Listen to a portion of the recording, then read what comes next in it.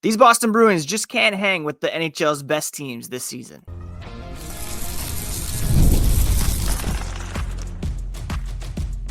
You're Locked On Bruins, your daily podcast on the Boston Bruins. Part of the Locked On Podcast Network, your team every day. What is up, Bruins fans, and welcome back to the Locked On Boston Bruins podcast. I'm your host, Ian McLaren, and this is a daily show where we discuss all things Spoked B. Today is Wednesday, December 11th, and I want to thank you so much for making Locked On Bruins part of your daily routine. Free and available on your favorite podcast app and on YouTube, part of the Locked On Podcast Network, your team every day. And today's episode is brought to you by FanDuel. New customers can place a $5 bet and you'll get started with $150 in bonus bets if you win your first $5 bet. Just visit FanDuel.com to get started. And before we get started breaking down the storylines, stats, and signals from a pretty ugly 8-1 loss to the Winnipeg Jets last night, a quick reminder, you can find the podcast on social media at Locked NHL Bruins, and you can find me, my hockey thoughts, dad jokes at Ian C. McLaren. I am a lifelong Boston Bruins fan. Been covering this team for various outlets for almost 20 years. I was a full-time hockey news writer for The Score, and I've been hosting this podcast for the past 5 years. And the first big test under interim coach Joe Sacco was a huge F for the Boston Bruins. We've discussed over the past couple weeks how the Bruins have made some gains since making the coaching change. They had gone 7-2 since replacing Jim Montgomery with Joe Sacco. The overall team defense had been improved. The penalty kill was on point. Jeremy Swayman had been playing better. The offense was gradually rounding into form, but they had been playing teams that were outside of the playoff picture. In fact, only one game prior to last night had been played against a playoff level team, and that was a 2-0 shutout against the Vancouver Canucks, who the Bruins will play on Saturday. And now they play the Jets last night in Winnipeg and soundly beaten by the Jets, one of the best teams in the NHL this season, by a score of 8-1. So doing the math here, under Joe Sacco, the Bruins have played 2 playoff level teams and they have been outscored 10-1 in those 2 games. So perhaps it's not really a coaching issue with this team. It might be more an issue of personnel. And the attention now focuses even more on the front office and decisions made by Don Sweeney, Cam Neely in the past offseason and dating back to when Sweeney took over back in 2015. It's been almost 10 years now. And you look at 2015, obviously so much has been made of that draft. You look at a guy like Kyle Connor in Winnipeg, who has been just lights out this season in particular.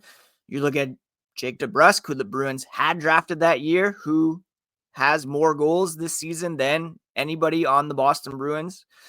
You think of the Bruins with the core of Kyle Connor, say Thomas Chabot, Matt Barzal, a different looking team. Obviously, that's ancient history. We're focusing on the present.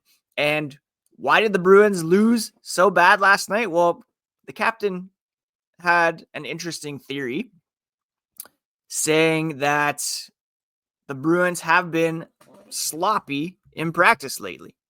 And if you've been sloppy in practice, your execution will be off in games. He said, our execution has been off in practice. Our practices have been sloppy. This was coming. The way you practice is how you play. It starts there. We weren't good enough. So we need to do a better job of being good in practice, and that will translate to games. That's a bit concerning considering they did just have this coaching change. And if the new guy isn't coming in and making sure the practices are on point, then what are we even doing here? That's his job, is to run those practices efficiently and make sure the guys are firing in all cylinders in practice so that it translates into the games. Not the case. And for the captain to come out and say the practices have been sloppy, that's not only an indictment of the players and their participation level in practice, their ability to bring it in practice, but it also speaks of the coaching staff not being able to get these guys going. And the whole reason the coaching change was made was to bring in a new voice, some different messaging, simplify things. The captain's coming out and saying the practices have been sloppy. There's no execution. So obviously it's not going to translate into games. It was also very interesting that Marchand was asked if, Swayman being in there for 8 goals against, does he feel bad? Did, just hanging him out to dry a little bit? Marchand just said, not really. Everyone had a bad night. Swayman was part of it. He's not singled out. He said, quote, I don't think anyone can look at themselves in the mirror and say they had a good game. He's part of the group. He's part of the bad loss. And he's right. It's still not something you often hear a player say about their goalie. Even if he wasn't good enough, you usually hear like he wasn't the problem. We weren't good enough in front of him. Swayman had been trending upwards as of late, but that's a pretty bad performance. His save percentage remains well under 900. It was 771 in last night's game. If you had Swayman on your fantasy team and you're starting him against the Jets, I mean, that's a rough one to take. 885 save percentage in 21 starts so far this season. And that just can't happen. The Bruins have been on the wrong side of several lopsided results this season, dating back to the season opener against the Panthers, a 6-4 loss. That score makes it look not as bad as it was, but you also look at a 4-0 loss to Nashville, who can't score to save their lives right now. You look at 2 losses to Dallas, where they were outscored 5-2, and another one where they were outscored 7-2. You look at an 8-2 loss to the Carolina Hurricanes, that 5-1 loss to Columbus that effectively ended Jim Montgomery's tenure. Now this 8-1 loss to Winnipeg. Maybe it's just time to accept the fact that, these Bruins, they can win here and there, but they're just not that good. They're not the same Bruins that we're used to watching over the past decade, 15 years, the past couple of years even. They are a middle-of-the-pack team, going to be fighting for a playoff spot all season long. Dom Lucian of The Athletic, his projections have the Bruins at a 40% chance of making the playoffs right now. They can hold their own against some of the NHL's lesser lights. But when it comes to playing some true cup contenders like Dallas, like Carolina, like Winnipeg, they've been getting trounced. And perhaps those aren't anomalies. That's just indicative of where this team is. They're not on the same level as some of your Stanley Cup contenders this season. It's partly coaching if the team can't even be that efficient in practice. They're being sloppy, according to the captain. But it's also, this team just isn't as deep or as good as they have been in the past. And you can look directly at the brusque money going to Nikita Zadorov. That was a mistake. Signing Elias Lindholm to big money contract. He's not lived up to that. Just a lot of holes on this roster right now. Perhaps they can boost it by recalling Matt Poitras, who's been amazing in Providence lately. We'll discuss that later on in the Signals part of the podcast. Coming up, we'll discuss some of the key stats from this loss to the Winnipeg Jets and if there are any positives at all to be gleaned from what transpired last night. Get ready to tackle this weekend's NFL action with FanDuel, America's #1 sportsbook. Right now, new customers can bet $5 and get $150 in bonus bets if you win. The FanDuel Sportsbook app gives you everything you need to place live bets on the NFL, all in one place. So when you get a hunch in the middle of a game, you can check out the latest stats, view live play-by-play, and so much more on the same page where you place your bets. Just visit FanDuel.com to join today, and you'll get started with $150 in bonus bets if you win your first $5 bet. That's FanDuel.com. Never waste a hunch and make every moment more with FanDuel, an official sportsbook partner of the NFL. Let's take a look at some key stats from last night's game, and one of the major ones is penalty minutes. The Bruins accrued 37 minutes in penalties last night. The Jets, for their part, had 30, but the Bruins gave the Jets 6 power play opportunities on which the Jets capitalized on 3 power play goals for this team. And that was a big part of Boston's undoing in this one. Now, the Bruins did show some fight later on in this one, literally, with Trent Frederick dropping David Gustafsson with one punch, Mark Kastelik fighting Logan Stanley, earning himself a game misconduct, Nikita Zadorov fighting Adam Lowry. Those are all things you love to see, but it was too little, too late.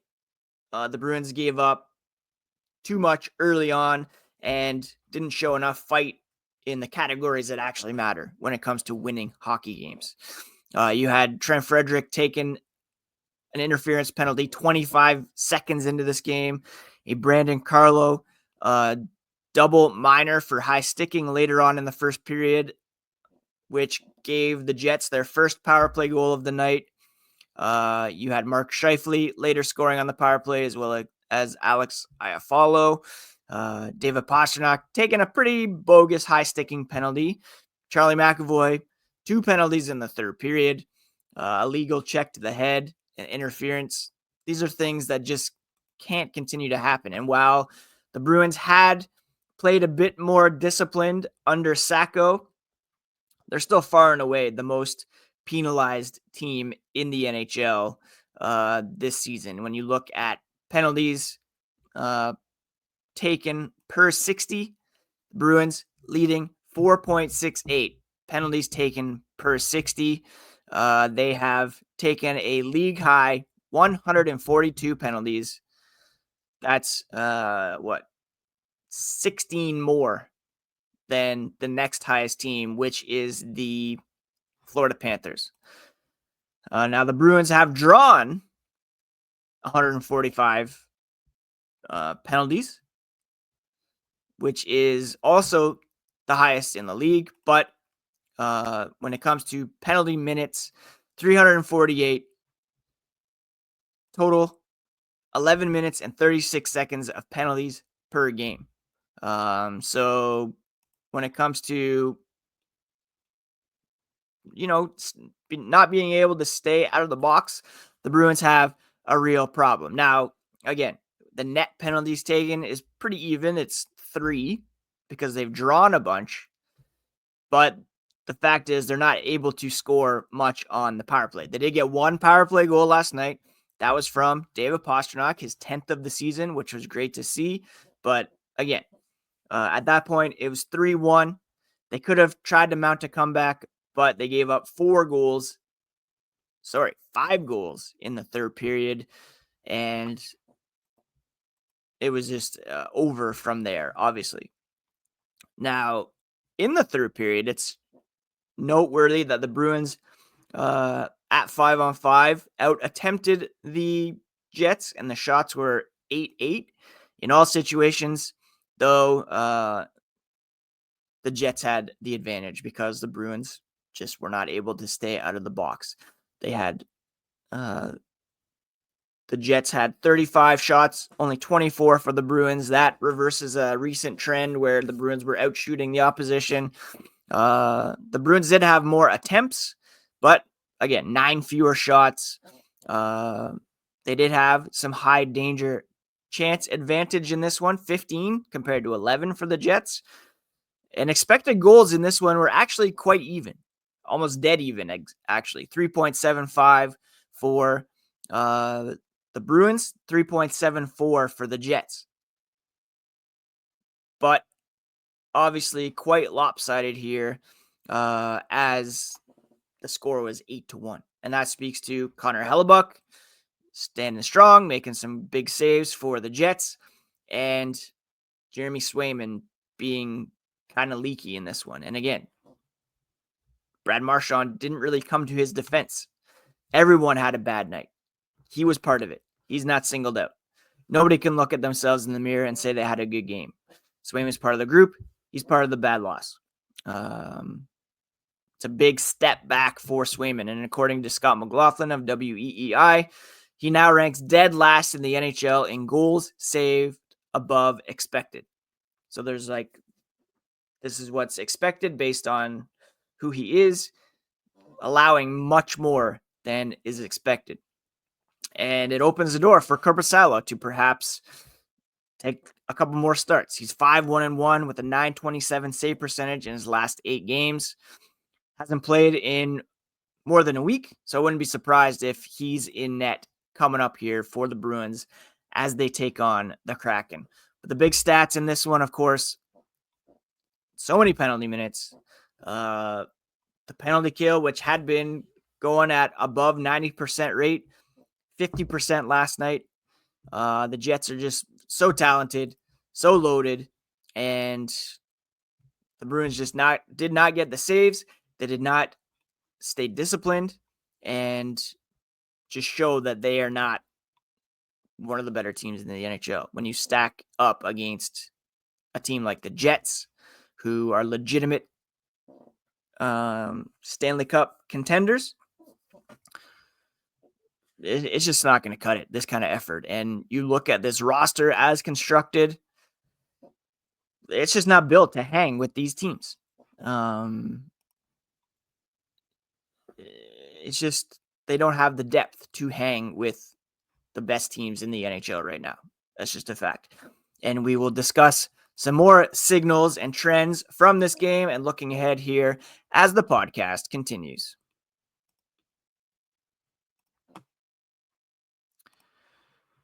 PrizePicks is our best spot for daily fantasy sports. It's the best place to turn your sports knowledge into real money as well.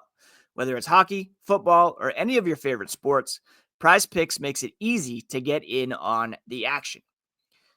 Here's why you need to get started today. You can win up to 200 times your money on PrizePicks. You can get $50 instantly when you play your first $5 lineup. No need to win. The $50 is guaranteed.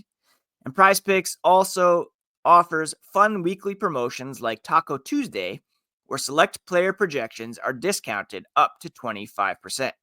So if you're eyeing Jack Hughes for more than 4 shots on goal or Artemi Panarin for more than 1 assist, make your picks, have fun with your friends, and potentially cash out very fast as well.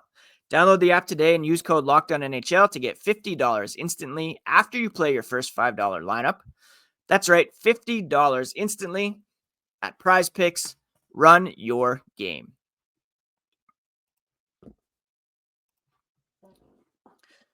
I'm seeing a lot of reaction on social media this morning about it's only one game. Fans need to believe in the team. Don't be so negative about the team. I don't think I'm being negative this morning after this 8-1 loss. I think I'm just being kind of realistic. This is who they are. The Bruins are a middle of the pack team in the NHL this season. I don't think anybody can look at this team and say they're Stanley Cup contenders, or could maybe sneak into the playoffs and win a round or two.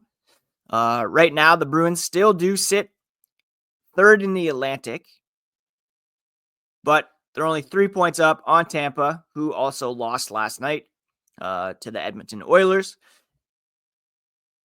And by way of point percentage, the Lightning had the advantage.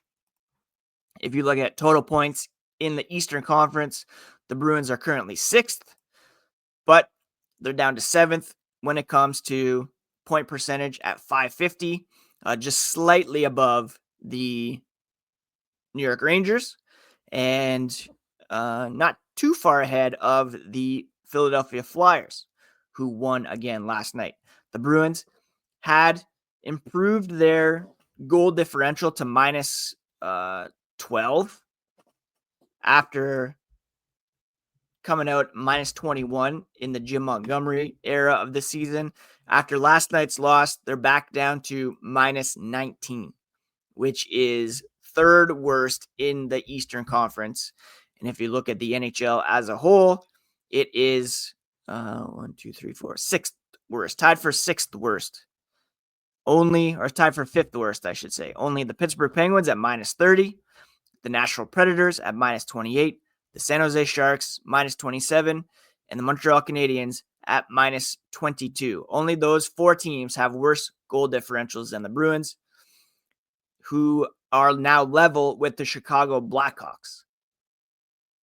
And behind teams like Anaheim, Detroit, Philly, St. Louis, the Islanders, teams that are right on Boston's heels when it comes to a playoff spot. Teams like the Flyers, the Rangers, very close to the Bruins, the Islanders, Blue Jackets, Senators, all having lost their previous games, are slightly behind, but the Bruins can't afford to go on a bit of a losing streak here, and it's not going to get any easier. They're playing Seattle on Thursday, again, that we'll preview here on tomorrow's podcast. Seattle coming off overtime win over Minnesota. It was the best, one of the best teams in the NHL this season. So that's going to be, last night they lost in a shootout to the Florida Panthers. And then they'll be hosting the Bruins tomorrow night. I was thinking of Utah playing the Wild. So losing in a shootout to Florida, that's pretty good for a team like Seattle, who's currently 500, 14-4-2, 30 points, 3 points back of the Bruins. But again, the Bruins have shown that they have not been able to really hang with some of the better teams in the NHL. If you're looking at the rest of this road trip, the Seattle game is kind of a must win because they're going to go into Vancouver, then they'll go into Calgary, then they'll go into Edmonton. Those are 3 pretty good teams out in the Western Conference. My hope for this road trip was that they would come out with 6 points. There's now 8 left on the table. Can they win 3 of these next 4 games? I'm not sure. And it's going to be really interesting next Friday to look at the standings and see where the Bruins are. It's very possible that they could be entering sell mode here as we get closer and closer to Christmas. You have Morgan Geekie without any no trade protection. Same with Trent Frederick. Could you look to move some of these core guys or fringe core guys like a Charlie Coyle or a Brandon Carlo who could attract some value? You try to just cut your losses, get some draft picks, maybe try to restock the prospect pool a little bit, and give some of these younger guys a shot. You have Matt Poitras lighting it up in Providence right now. Georgi Merkulov. See what you have in Fabian. Like it can't get any worse than what you have here. You're worried about team defense. Well, this group just gave up 8 goals. You're worried about responsibility. They're not even showing up in practice, according to the captain. So maybe make some room for some of these younger guys and see what you actually have in a year in which I can understand in previous years, you want to stock up with veterans. You think you have a shot at winning the cup. The past 2 seasons, especially. But this season, even if you sneak into the playoffs, are you beating Florida? Are you beating Tampa? Are you beating Toronto? I don't know. I really don't know. Anything can happen, of course, when you get into the playoffs. I'm not saying we should tank here. I'm not saying call it a day, but you could still be a kind of bubble playoff team with seeing what you have with some of these younger guys in the lineup. That's all I'm saying. Anyways, that's it for today's episode of Locked On Boston Bruins. A very disappointing result against the Winnipeg Jets last night, but also not entirely unexpected. This team just is what it is. And we'll see here how they respond with tomorrow night's game against the Seattle Kraken, a game that they kind of need to win.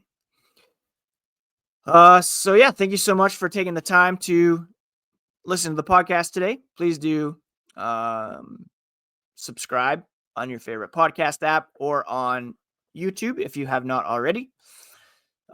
Please check out the Locked On Fantasy Hockey podcast next, where you will get all the tips you need from Steal and Flip to win your league or win your week at least. And again, thank you so much for the support. Please do come back tomorrow where we'll preview the Seattle game, bring you everything you need to know about the Black and Gold. It's all part of the Locked On Podcast Network, your favorite team every single